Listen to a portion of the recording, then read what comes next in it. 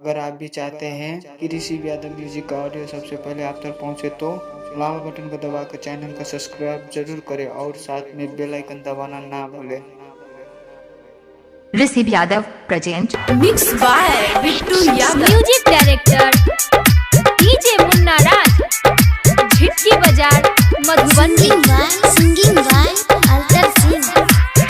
नचे कुछ बेगम दोसर पटाई बहान, नचे कुछ बेगम दोसर पटाई बहान, नचे कुछ बेगम दोसर पटाई बहान, नचे कुछ बेगम दोसर पटाई बहान। तोरा बिना हम केना जीबोगे, तोरा बिना हम केना जीबोगे।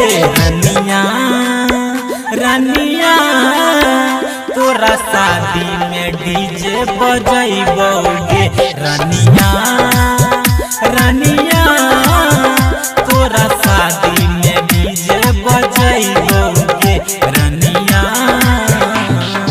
Rakesh Shankarpur Prajapati recording studio Chandpur. Music director DJ Munna Raj, Jhitki Bazar Madhubani. अभी आप सुन रहे हैं बिट्टू यादव की शानदार प्रस्तुति।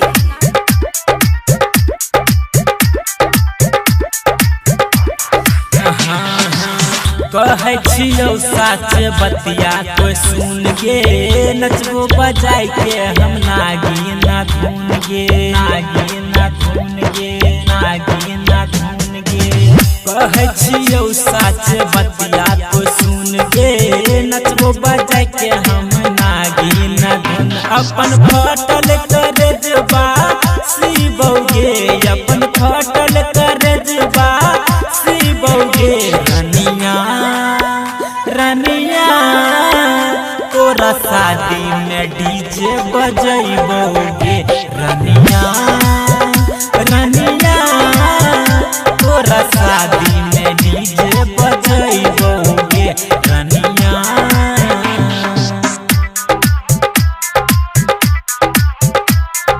Prajapati recording studio Chandpur. Music director DJ Munna Raj, Jhitki Bazar Madhubani.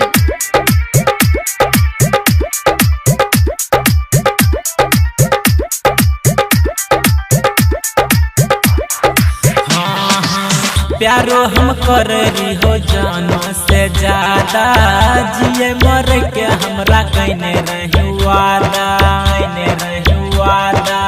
प्यारो हम कर रही हो जानो से ज्यादा, जिए मर के हमरा कहने रही वादा। सुन कहै छो या सुनबा हई बोगे, आई कर कहै छो या सुनबा हई बोगे। रानिया रानिया तोरा शादी में डीजे बजाइबोगे। रानिया रानिया